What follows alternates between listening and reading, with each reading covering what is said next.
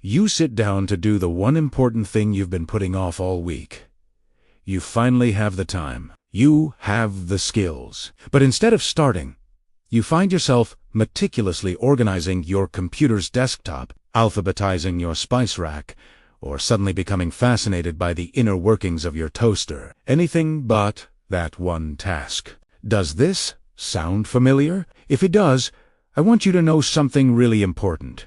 It's not a lack of discipline. It's not laziness. It's your brain playing a specific, evolutionarily ingrained dirty trick on you. And once you understand this trick, you can beat your brain at its own game. Let's meet the culprit. I call it the resistance gremlin. Now, this isn't a real creature, obviously, but it's a perfect metaphor for the part of your brain that absolutely hates uncertainty, effort, and the possibility of failure. Think of it as your brain's ancient security system. Its only job is to keep you safe, comfortable, and firmly planted inside your comfort zone. It's the part of you that evolved to avoid saber-toothed tigers, not to write a business plan or learn a new language. So, when you face a task that's important, a little ambiguous, or even slightly scary, the gremlin freaks out. It sees this task as a threat, but it can't physically stop you. So it does something much sneakier, something brilliantly deceptive. It convinces you to do other, easier, productive things. This is the dirty trick. This is productive procrastination. You feel busy, you feel accomplished, you've just spent an hour clearing out your email inbox, but you've avoided the real, important work. You've wasted your most valuable time efficiently. Your gremlin tricked you into feeling good about doing the wrong thing. So how do you sabotage the saboteur? How do you outsmart this primitive part of your own mind? You don't fight it head-on. That's a losing battle. Instead, you use a simple, three-step plan that makes the big, scary task feel safe and easy for your primitive brain. You trick the trickster. Step 1 is what I call the 5-minute misdirect. You don't commit to finishing the whole task. You don't even commit to working on it for an hour. You just lie to your gremlin. You say, "Hey, I'm just going to work on this for 5 minutes." That's it. Anyone can do anything for just 5 minutes. The resistance gremlin hears this and thinks, "Okay, 5 minutes. That's not a threat. I can handle that."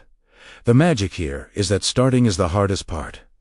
Once you actually begin, you build momentum. An object in motion stays in motion. You'll often find that after 5 minutes, you actually want to continue. But here's the key.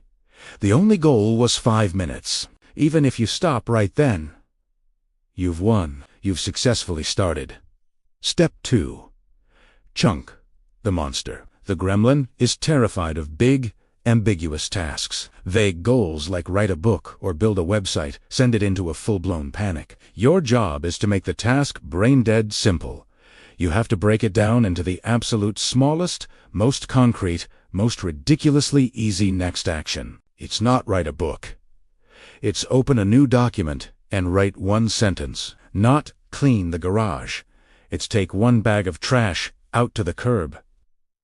By making the step laughably small, you remove the ambiguity that the gremlin feeds on. There's nothing scary about writing one sentence. The gremlin stands down. Step 3 is your ultimate weapon. I call it prepay the pain. The gremlin's greatest power is distraction. It will dangle shiny objects in front of your phone, a new YouTube video, the urge to get a snack. So, you pre-negotiate with it. You make a deal.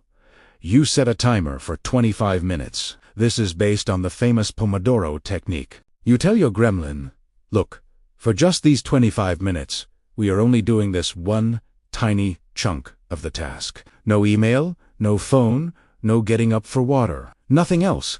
And here's the crucial part of the deal. When that timer rings, you get a 5-minute break to do whatever you want. Scroll social media, watch a cat video, stare at the walleye.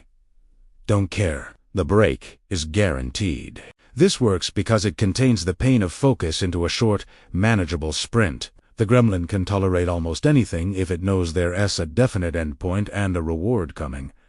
It knows the escape hatch is just 25 minutes away. You're not asking it to focus indefinitely. You're just asking for one short burst. Then, after your break, you can decide if you want to do another sprint. So, let's recap the battle plan. The next time you feel that powerful urge to do anything but the one thing you're supposed to be doing, I want you to recognize it. Don't get mad at yourself. Just say, that's just my resistance gremlin acting up.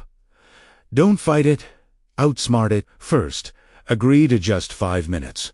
Lie to it. Second, make the next step laughably small. Remove the fear.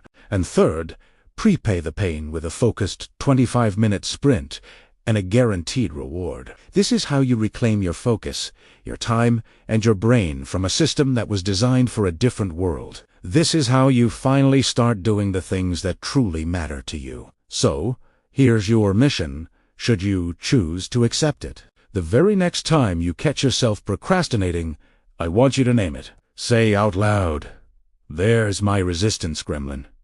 Then, try just one of these 3 steps. Just one.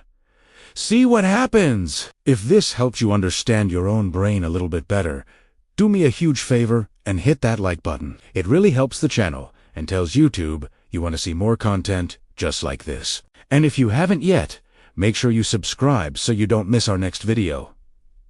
Now, for my favorite part, let me know in the comments, what S1 task your resistance gremlin has been stopping you from doing?